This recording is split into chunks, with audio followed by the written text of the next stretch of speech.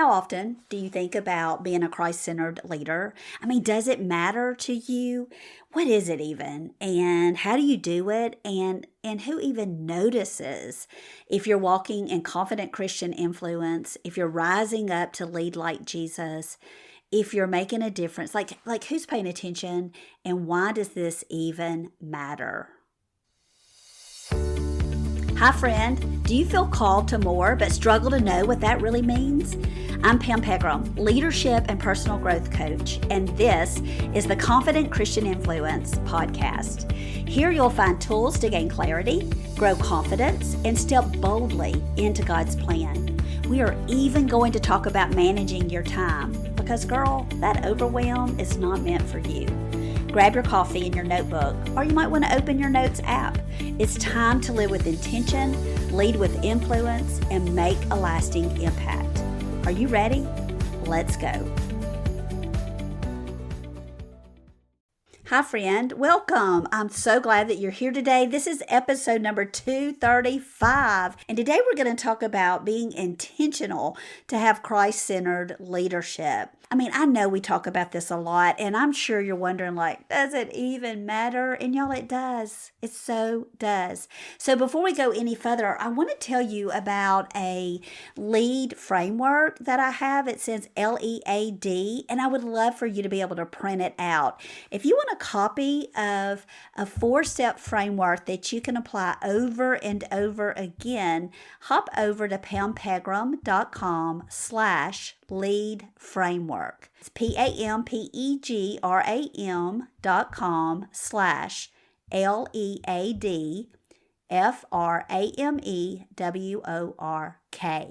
Okay, let's dig into this episode. Today we're going to talk about what is Christ-centered leadership, how do you do it, and why does it matter? Let's just start off with the truth that as a believer, we are called to lead. Now, we often recognize that we're called to follow Jesus, but all throughout the Bible, we are told that we are to lead other people to Jesus, that we are to lead them, that we are not to conform to the patterns of this world, but to be transformed by the renewal of our mind. We are told that we are to live a life that sets an example for other people to follow, just the same way that we follow the example of Jesus, and that if someone finds themselves following us, they should find themselves running straight to Jesus. It is choosing to do what God would have us to do over and over and over and over again, walking in obedience to Him. We are told to go into all the world and tell them about Jesus. Well, how in the world can you do that without leading?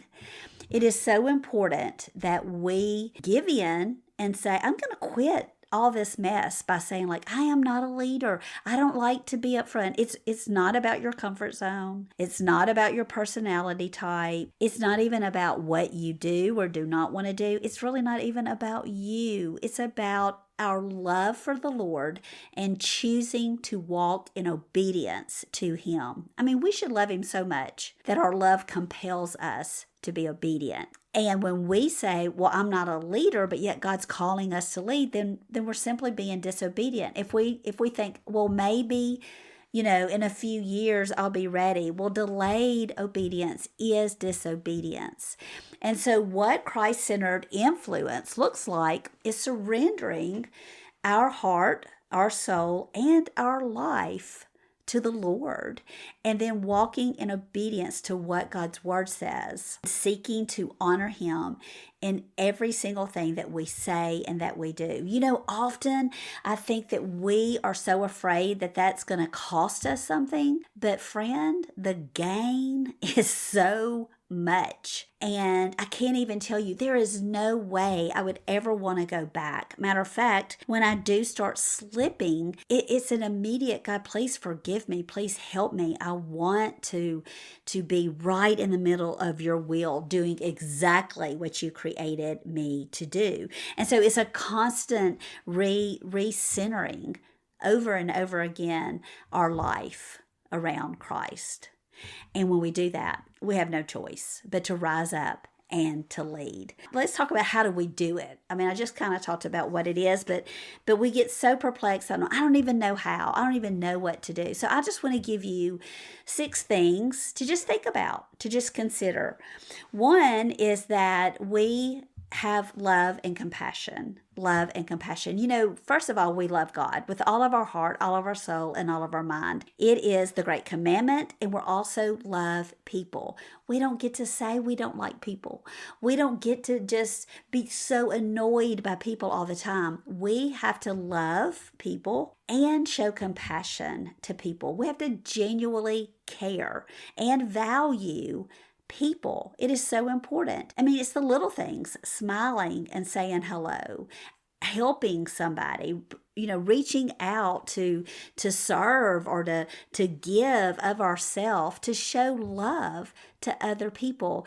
And I think there's a misconception that, we have to know people to love them, or they have to earn our love and prove that they're trustworthy. Love is an action, and we are commanded to love. And so we do so simply because it's what God has asked us to do. He says that we are to love Him and we are to love people. And so that's what we're to do. And there's a period at the end of that statement.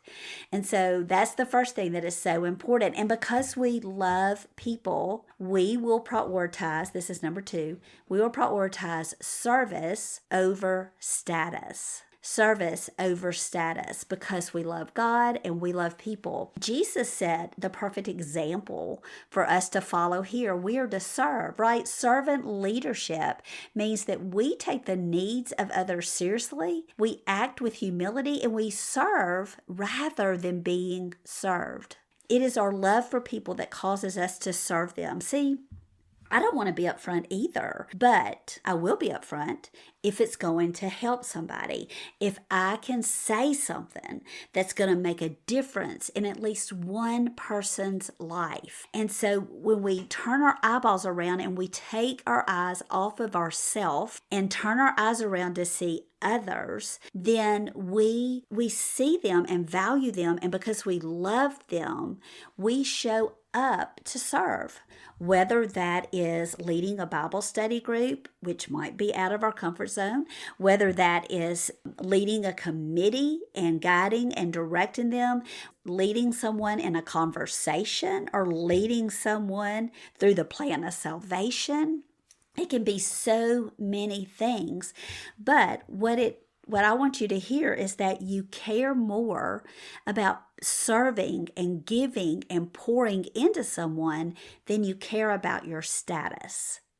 I mean, that's really what leadership is about. See, leadership is never about me. A leader has to be about we. There has to be followers who are following you, people who are listening, people who are allowing you to guide them. And so your leadership is always about serving other people. Your influence is always about pouring into others. And so that needs to matter. Service should matter more than status. So number 1 is love and compassion. Number 2, let me write down so I can tell you again, love and compassion. And number 2 is service over status all the time. Okay, what's the third thing? We need integrity. Integrity. I mean, that is the core value for a leader, is you have to be a person of integrity. You have to tell the truth. You have to be honest. You have to be someone that people can trust. They're not going to follow you. They are not going to allow you to speak into their life. They are not going to allow you to have influence in them or anyone that they know and love if they don't trust you. And so leading with honesty and maintaining high ethical standards that honor God is incredibly important. And here's the thing, honesty is easy. Telling the truth is easy. We don't have to remember what we said. Being transparent is easy. And so you don't want to get yourself in a situation where you're feeling like you're having to make up stories or you're having to embellish things because you feel less than. If that's where you are, you want to just go spend some time with the Lord and start digging into who it is that God says you are so that you can walk in your true identity. And that's just your insecurity. And that's a problem that you need to deal with so that you can lead with integrity. Okay? Always telling the truth, always being honest, always being faithful, always, just showing up to be who you are, or making sure that who you are matches with who you say you are. So important. Okay, what is the fourth thing that is super important for you to be a Christ-centered leader? Well, stewardship and vision. Those are incredibly important. So number 4, you need to view leadership as a calling to stewardship rather than ownership.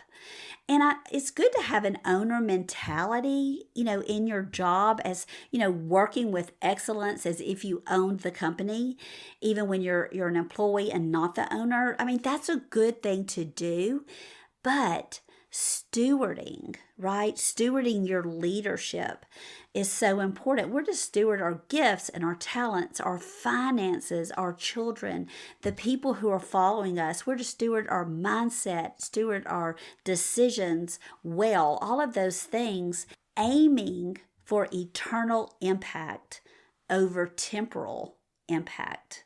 You see, our vision is toward eternity, not right here, right now. We want to elevate our perspective and our vision. We want to see things from a higher vantage point, viewing things the way that God sees them. That makes such a huge difference in how we live and in how we lead. It is so important that we're doing that on a regular basis. We're not seeking credit, right? We are elevating the perspective, elevating our vision, and stewarding our life and our leadership in a way that brings honor and glory to the Lord. Okay, what's the 5th thing? We are to empower others. Empower others. We're not to be power hungry and seek all the power for ourselves. No, we're to be mentoring, teaching. We're to be finding our replacement and helping them grow so they can take over what it is that we're doing. We're to replace ourselves over and over and over again. For instance, like if you're a mom, who's going to raise your grandchildren? You should be raising your daughters to be really good moms.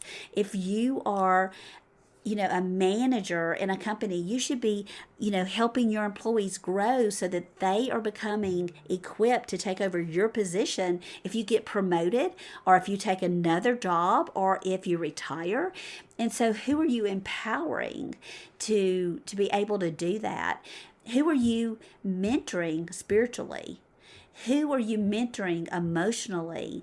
Who are you pouring into relationally? See, we have an obligation to impact the lives of other people and to have influence in their life. Let's just say that, what could a job be?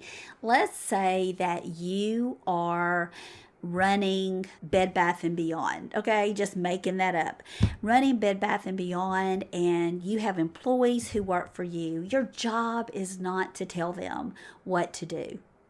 Your job is to empower them to do their job well. And you, as the manager, should know how to do each of their jobs so that you can empower them to do it. You can answer their questions. You can guide them and suggest, not bark orders, but to encourage and inspire them to do their very best. And we empower them by recognizing what they do, talking to them about what they're struggling with, asking them, tell me why this happened or tell me why this is going on, so that you can mentor and guide them. Maybe you might see someone that you have asked to be a cashier and they're really struggling. I mean, just a conversation with that person might help you to realize they would be a great fit in shoe wear. They're not a great a cashier, but they would be great working in the shoe department. And so, get to know your people so that you can empower them to be the best that they can be. And then the sixth thing we are called, if we are a Christ-centered leader, is to build community. Build community. How do we build community? Well, we foster trust. We foster unity, and we have a nurturing environment where people feel valued. It's just so important. And so often in this day and time, it seems like since COVID, we are content with being isolated. God does not want you to be isolated. You cannot be telling the whole world about Jesus and being cooped up in your house all by yourself all the time at the same time. And so it is a choice you have to make to build community, to get to know the people you work with, to foster community and unity there, to build community with like-minded friends, because iron sharpens iron, and to be a part of a community, going to church, fellowshipping with believers. Yes, we can watch it at home. Yes, we can study our Bible on our own. But the Bible says, do not forsake the assembling of coming to church and having community there. You need to sit under the authority of a pastor. And so get to know your pastor. Make sure you're going to a Bible teaching, Bible preaching church. Pay attention. Ask hard questions. And once you know you are going where God is calling you to go, get plugged in and serve and be connected. Okay, again, a recap. In order for you to be a Christ-centered leader, it's not about your title. It's not about what you do or where you are. It's about who you are. And this is who God is calling you to be, whether you stay at home or running a multi-million-dollar corporation, a homeschool mom, a teacher, or an entrepreneur, or whatever it is that you do. You are called to have love and compassion for people. You are called to put service over your status all day, every day. You are called to have integrity, to be a person of honesty and high ethical standards. You are called to steward your leadership and to have vision that is focused on eternity, not the here and now, but really focused on leading people in a way that leads them to Jesus. You are to be a person who empowers others and who builds community, learning to connect people, learning to nurture an environment where people feel valued. These 6 things are so important. And when you put your focus here, you're going to find that God is going to be able to use you in a greater capacity than you ever even imagined. Last podcast, episode number 234, we talked about 5 different ways that God wants to use your story. See, you're no different than people in the Bible that God used greatly, whether it was Moses or David or Nehemiah or whoever it was. They didn't see themselves as great leaders. They were just willing to be obedient, and they were committed to do what God had asked them to do. And God used their obedience in ways that they never imagined. And here we are talking about it 2,000 years later. Well, if you will lead with these 6 principles at the forefront, people will be talking about the impact that you made for many, many, many years to come. It will be called your legacy. And if you don't lead with these 6 principles at the forefront, you'll be forgotten pretty quickly. You're not going to make a big impact in the lives of others. But see, how you lead and live your life should be encouraging other people to live and lead this way as well. And it should also encourage them to grow in their relationship with Jesus. And when you do that, that is something they're going to talk about forevermore. My grandmother taught me how to love Jesus and love him well. I worked with this lady who really taught me what it looked like to walk the walk, not just talk the church talk, but to really walk and talk with Jesus. And so then your children are going to say, I didn't come from a family of believers until my mom worked with this lady who really taught her how to walk the walk. And then that story is going to get passed on and passed on. And it's not about you, but it's about how God is going to multiply the impact of your life over and over and over again. You'll hear about it once you're in heaven. Why does it matter? It matters because so many people now are growing up in homes where they're never told about Jesus. There are people that you work with that talk about going to church who do not have a relationship with Jesus. I mean, it's easy to say, I want the hope of eternity in heaven, but I'm living for me. I'm the Lord of my life. That's easy. It is a little bit more challenging to surrender our life and our leadership to the authority of Jesus in our life, to put him first and foremost, and to recognize that he is indeed every single thing that we need. He is everything. And our job is just to keep him at the center of our life. And when we live that way, it makes a ripple effect where you are impacting lives after lives after lives after lives, and it goes on and on and on. This is how we all come together and link arms and walk in confident Christian influence every single day. And when we stumble, we confess, we tell God we're sorry, and we get right back on track of walking in confident Christian influence every single day of our life so that we can have influence and ultimately impact others in a way that points them to Jesus. He is their hope. He is everything that they need. And our prayer is that God will use us to lead them there. Thanks, friend. Thanks for joining us today. I hope this has inspired you to really recognize that it matters. It matters so much that you become a Christ-centered leader, following the example that Jesus set.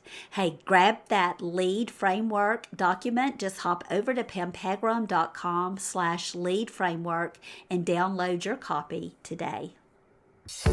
Oh, friend, thank you so much for listening to today's episode. I hope you were intentional and took just a second to jot down what you know was meant specifically for you today. Also, will you do me a favor and hop over to Apple Podcast and leave a written review? Do you know that by doing that, you help others find this podcast? And honestly, your words are such an encouragement to me. I can't wait to read your review and then to share it on a future episode. Now, let's go reheat our lukewarm coffee, and then let's commit to being intentional to make meaningful impact in the lives of others. Until next time, lead on, sis.